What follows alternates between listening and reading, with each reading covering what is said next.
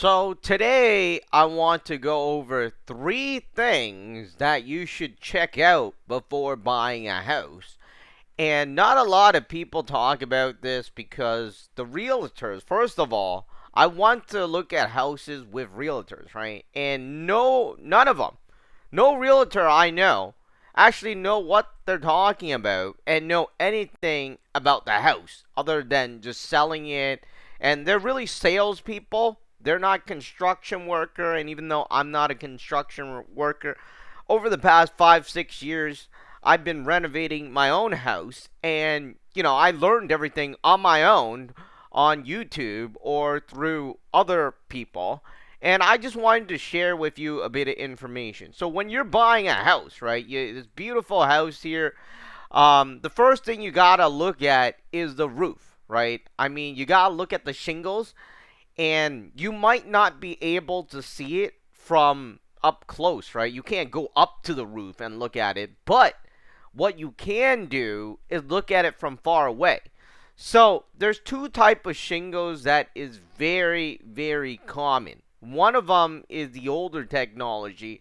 It's called 3-tab. And this is what it looks like. You can see visibly the gap, right, within the shingle. And the reason why it's called 3-tab is because on one one shingle, right? Because they sell the shingles in the stack, and there's 3 tabs. So if you ever seen shingles before, you'll know exactly what I'm talking about and why it's called 3 tabs, because there's literally 3 tabs in one slab. So anyways, I had an argument with one of my realtors, or one of the realtors I was going to look at houses with, right? Because I'm telling them that the house is on 3 tab shingles, and they're thinking the architectural shingle is 3 tab. And I'm like sitting there, do you even know your stuff? Right? When they're just looking at how beautiful the house is, I'm looking at the materials being used. And, this one is the architectural shingle. I mean, from far away, you will be able to visibly see it. But, if you look at it right now on the screen, you'll notice that this is one whole it looks like they're piled on top of each other, and even though there's still lines, but none of the lines are actually cut, right? You'll notice that compared to the 3 tab. And this is the newer type of shingles, right? So what happens is that when there's this heavy wind, right? I had this happen to my house. For the 3 tabs, what happened is with the gaps that they cut out, right? It would flip, and then it would break the shingles, all right? So what you got to do is look at the house and what shingles they are using. If they have the architectural shingle, if they have a metal type of roof, you're good, right? Those things will last you a pretty long time. But the 3 tab is getting old. It has been phased out like 10 years ago, and it's starting to be phased out even faster in this market. So if you have a 3 tab shingle roof on this house you're going to buy, it means sooner or later you're going to have to pay money to remove all the shingles off of this new house that you bought, right? Even though it's not new, but you have to remove all the shingles and get somebody else to put on the newer technology, which is the architectural shingle. Now, the 3 tab has a lifespan of about 10 to 15 years, depending on your area, depending on the height of the house. I mean, if the height of your house is really low, I mean, it won't sustain that much damage, right?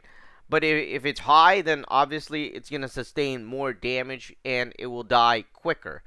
So the architectural shingle, rather, is about 20 years, 20 to 25 years to 30 years.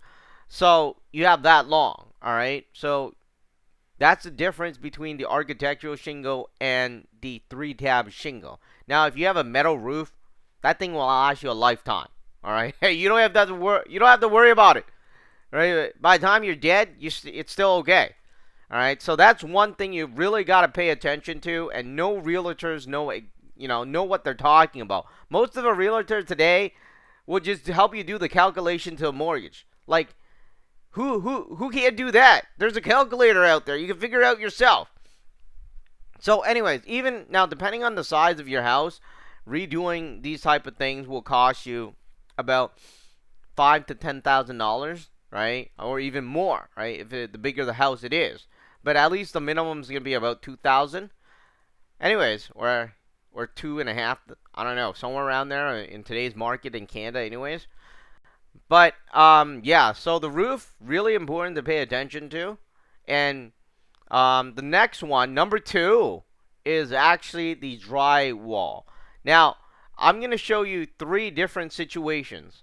The first one being the roof, or not the roof, but the ceiling. Now, the spot, any small spot, it doesn't even need to be big, right? If you see some yellowish coloring, that means there's a leak. There's water coming from the top, right?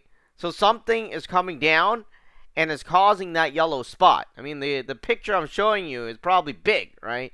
That means there's a lot of water. But even a small spot would mean that there is a leak somewhere.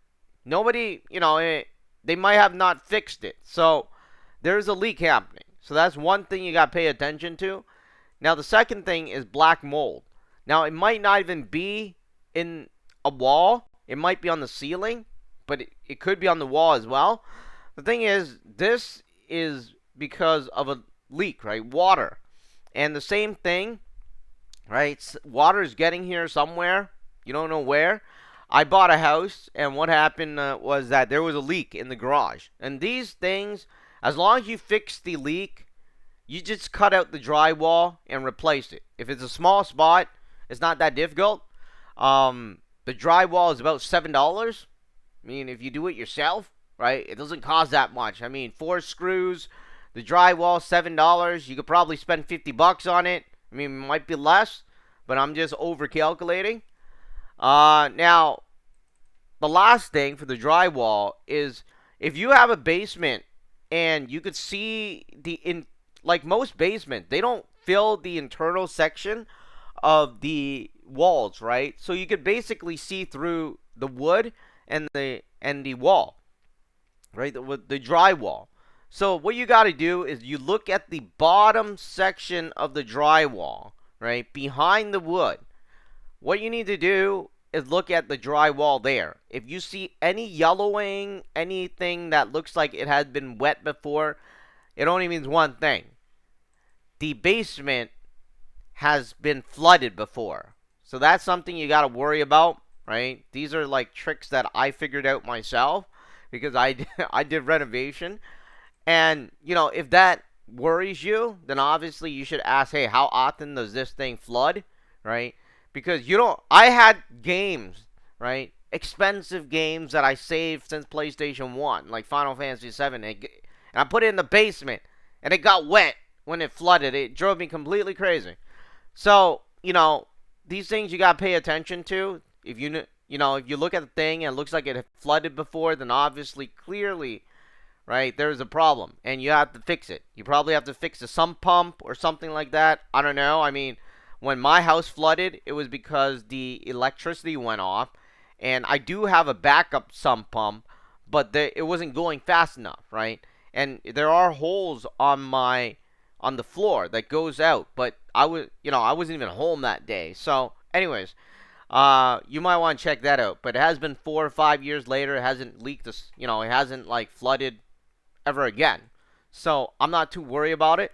But as a buyer, you got to check it out, right? You got to check out the drywall. These are some of the ways you could figure out if there is a leak or if there was a leak, right? And you would have to pay attention more to that. So the third thing I want to talk about is the power panel. Now, there's two type of power panels. The fuse one, which is the really old fuse type panels, which is still fine, right? But when you're buying a house, what you need to do is figure out where these fuses are, right? I have a house, and one of the fuse controls all of the outlets, or all of the major outlets that I use. And what happens is if you shove a portable AC into that outlet, and then you go into another room, you put another portable AC, right? What happens is that this this fuse will blow. All right, because it's all on the same line. It's all on the same fuse. All of the outlets. And I had friends that would say, hey, if they plug in the water boiler and they plug in the fan or something, the fuse would blow because they're all on the same line and it doesn't support that much energy being drawn, right? You cannot put the air fryer on and the water boiler on and the AC on. I mean, you can't have three. You probably can't even have two. From my experience, you can only have one at a time or the fuse will blow. But the thing is, with the newer technology, I mean, blowing the fuse is not as bad because there is actually a replacement. As you can see here, these are fuses, right? But you could buy these special fuse where it doesn't blow the entire circuit. What happens is there's a button, and then you could just press it, and then it resets the entire thing. So those are better if you have one of those panels. But you might want to rewire the house if you have one of these old things. I mean, you don't exactly need to switch out the power panel at all because, like I said, you could buy one of these fuse and you just press a button to reset it. Now, the new panels have these switches, which is exactly the same as the button, right? Instead, the switch will flip to the right side, which is off, while the fuse one, the button will pop out, and then you have to press it again to turn it back on. It's basically the exact same thing.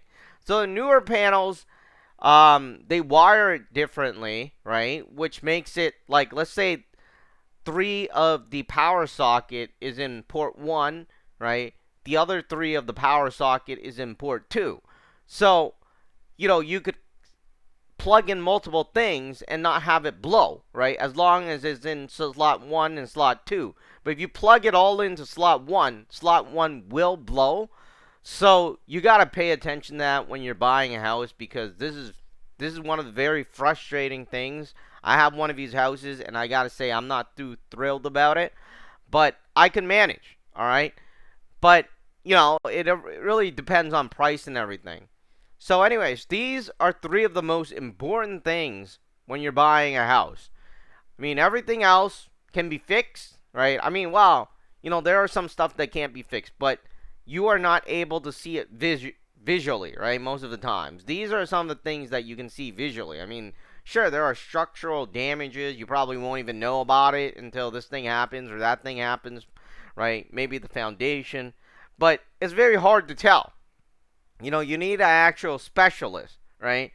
But common things that you can check yourself, these are them, right? I mean, these things will save you a lot of headaches later on, right? Because leaks are one of the biggest problems, and then power, right? And of course the roof.